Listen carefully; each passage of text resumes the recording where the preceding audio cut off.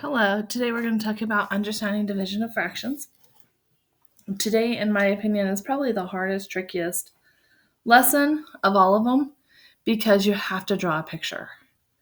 But otherwise, it's not a super hard lesson, it's just you have to follow the steps. So, here is an example. Here in my mouth. If I am finding 1/8 divided by 4, the first thing I have to do is I have to take 1/8. But if you look at this picture, they drew a full fraction bar. So we have 1, 2, 3, 4, 5, 6, 7, 8. Because there are 8 1/8 inch pieces to make a whole. Okay. The next thing they did is they just copied the same thing down here, but without words. Next, you have to divide that 1/8 inch piece, but you have to divide them all into 4 equal pieces. So here's 1, here's 1, here's 1. And so now there's 4 equal pieces. So now you have to count all of the little pieces. So 1, 2, 3, 4, 5, 6, 7, 8, 9, 10, 11, 12, 13, 14, 15, 16, 17, 18, 19, 20, 21, 22, 23, 24, 25, 26, 27, 28, 29, 30, 31, and 32. There's 32 total pieces, but if I take the one of the 4 pieces that are shaded gray, because that is 1/4 of the 1/8, it is 1 piece out of 32 pieces. So that is how I figured that out. But let's go to a few more examples, because in reality, the easiest way to explain this is to actually solve them. So if I have 3 divided by 1/3, I'm going to do this one with a number line. I like using number lines a lot, unless I'm doing something like 2 and 4. But for number 1, 3 divided by 1/3, I'm going to start with a number line. Okay, I have 0, I have 1, I have 2, and I have 3. Now, I'm going to change the color because I have to divide each of these into 1/3. And 1/3, there's 3 1/3 in an inch. So right here, divide each of these into thirds. So how many 1/3 sections do I have in 3? Well, I have 1, 2, 3, 4, 5, 6, 7, 8, 9. I have 9 total sections. So that would be my answer. I'm going to jump down to, I'm going to do 2 now. So now I've got to take 1/5. Remember, I'm an artist, right? So 1, 2. Okay, so I have 1, 2, 3, 4, 5. I am going to trace the 1/5 piece right here. This piece right here is 1/5. Now I have to divide that into 4 equal pieces. So I'm going to divide it 1, 2, 3, and 4. Now I have to choose one of those little pieces, and that is my answer. And so this piece right here is the piece I'm looking at. I know it's kind of tricky when you start with a fraction instead of a whole number. So let's count the total pieces. I have 1, 2, 3, 4, 5, 6, 7, 8, 9, 10, 11, 12, 13, 14, 15, 16, 17, 18, 19, 20. So I have 1/20th of a fraction is what it equals. 1/5 divided by 4. Now let's jump down to number 3. 16 divided by 1/4. So I could take a number line. I don't know. 1, 2, 3, 4, 5, 6, 7, 8, 9, 10, 11, 12, 13, 14, 15, 16. Okay. Let me double count. 1, 2, 3, 4, 5, 6, 7, 8, 9, 10, 11, 12, 13, 14, 15, 16. Okay. Now I have to divide each section into 1/4. So 1, 2, 3, 4. If I draw 3 lines, it divides it into 4 pieces.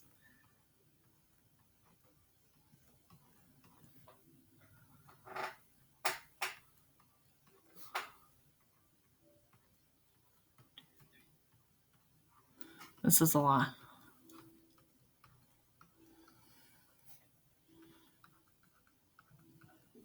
Okay, so now I have to count all those little pieces, but I know a little trick.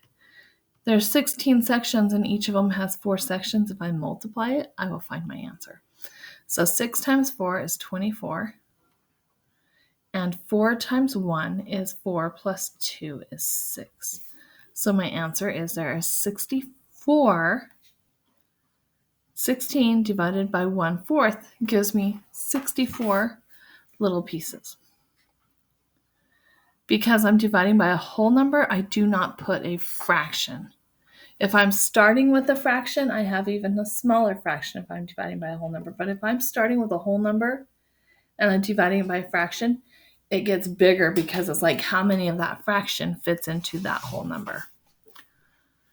So let's look at another one. Number 4. I have to divide it into 7 pieces. 1, 2, 3, 4, 5, 6, 7. We're imagining that this is like good, but I'm not artistic. We know that. Okay, now I have to divide them into 8 sections. 1,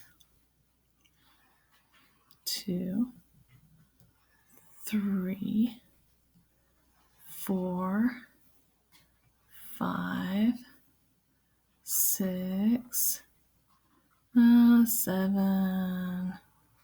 There we go. There's 8 sections. Now, if I count it, I know I've got 1, 2, 3, 4, 5, 6, 7 times 1, 2, 3, 4, 5, 6, 7, 8. 7 times 8 equals 56. So I have 56 little pieces, but I'm looking at how many is in one section. So that would be this one tiny little piece right here. Let me circle it in blue. This one tiny little piece right here. So that is 1/56 of the shape. Now, let's go to a few more problems. These are kind of tricky, but I'm trying to think. Yeah. I'm going to start teaching you how to do this because sometimes it's hard to draw the picture. But if you use this method in your homework, you have to 100% of the time show me your work. I know I say that a lot. Show me your work. So I like this method right here. It's called, just a minute. Okay. I like this method right here. It is called KCF, not KFC, KCF. K means keep. C is change. F is flip. Okay, so if I look at number 5,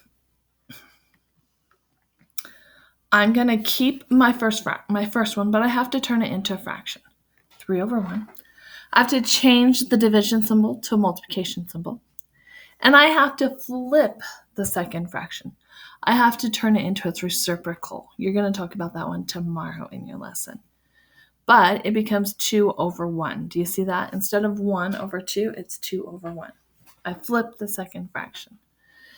Now, when I multiply fractions, all I do is multiply straight across. 3 times 2 is 6. 1 times 1 is 1. Because 1 is my denominator, it is a whole number. And so my answer is 6. That was a lot easier than drawing a picture, but I'm going to draw the picture really quick. I just don't want to do it for all of them. If I have 3 sections, 0, 1, 2, 3, and then I divide them each in half. They want to know how many halves do I have. I have 1, 2, 3, 4, 5, 6 halves. See, my answer worked out right. It's just a different way of solving it. This next one's a little tricky, number 6, but I'll show you how to do it. If I do the K, C, F method, I keep my first fraction, 9 over 10. I change my division sign to times, and then I flip my second fraction. Because it's 10, it's really 10 over 1, so I flip it, so it becomes 1 over 10. I switch the places, my numerator and denominator. Now, when I'm multiplying fractions, all I do is multiply straight across. 9 times 1 is 9. 10 times 10 is 100. So my answer is 9/100th. If I were to solve it in the other method, it would be really tricky, and I'm not going to draw that picture because I'm not very amazing at drawing. But I'll show you with a different one. I'll show you with number 7. 7, I have 1/5 divided by 3. So I'm going to take one whole, I'm going to divide it into 5 pieces. 1, 2. Okay, so 1, 2, 3, 4, 5. Now, I am going to say, okay, this right here is 1/5. Do you see that? Now I have to divide it into 3. So 1, 2, 3. Now I have 3 pieces. Now it becomes this piece right here up in the top that I just colored green. Okay? In order to figure that out, I'm going to count them. I'm going to say there's 1, 2, 3, 4, 5, 6, 7, 8, 9, 10, 11, 12, 13, 14, 15. How many 15ths are there that I colored? 1/15. So I'm going to put that 1/15th right here.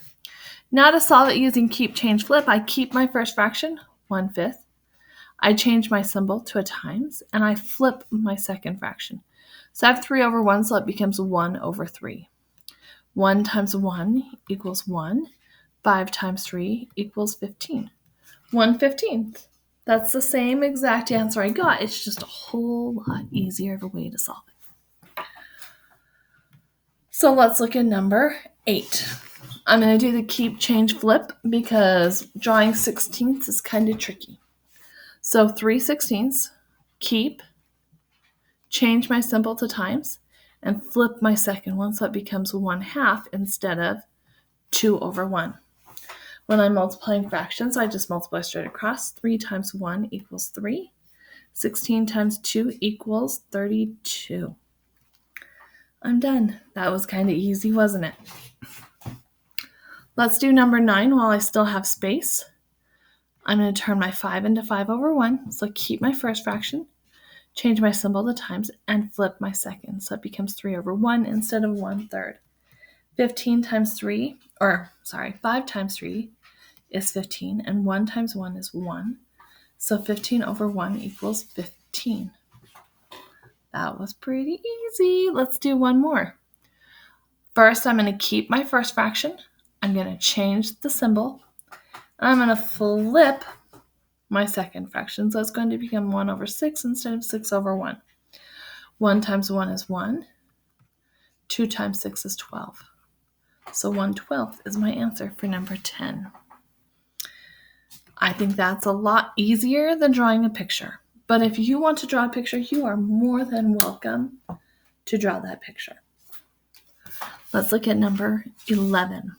First thing I have to do is I have to turn my 8 into a fraction. I'm going to turn all of my whole numbers into fractions. So I have 8 over 1. I keep my first fraction, change my sign, and then flip my second fraction. So it becomes 4 over 1 instead of 1 over 4. 8 times 4 is 32. 1 times 1 is 1. That equals 32. And I am done with number 11. Let's do number 12. I have 7 over 12. I keep my first one.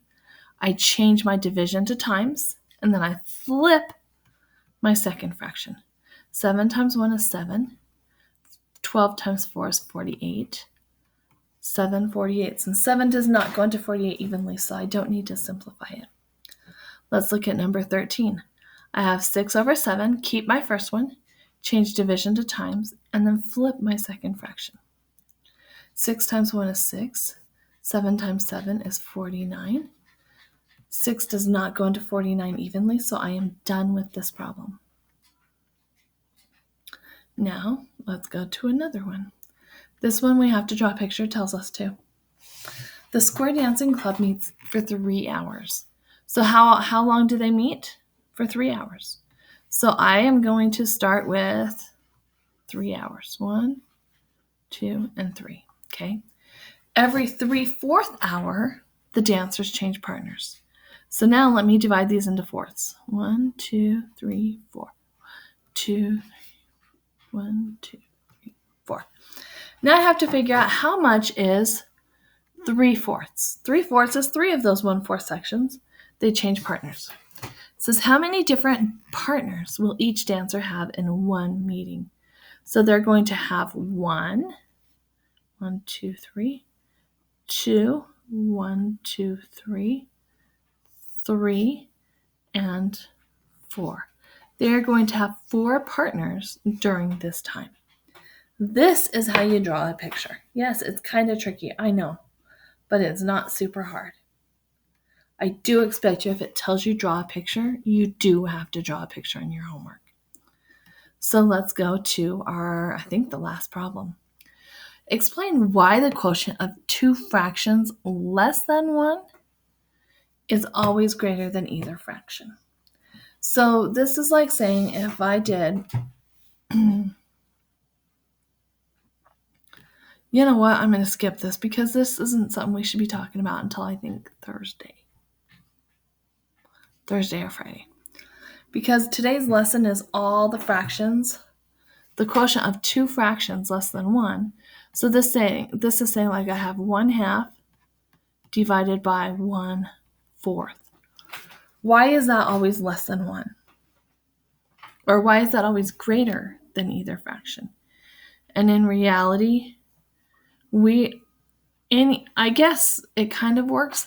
Anytime I am dividing by a fraction, I am figuring out how many little sections there are that size.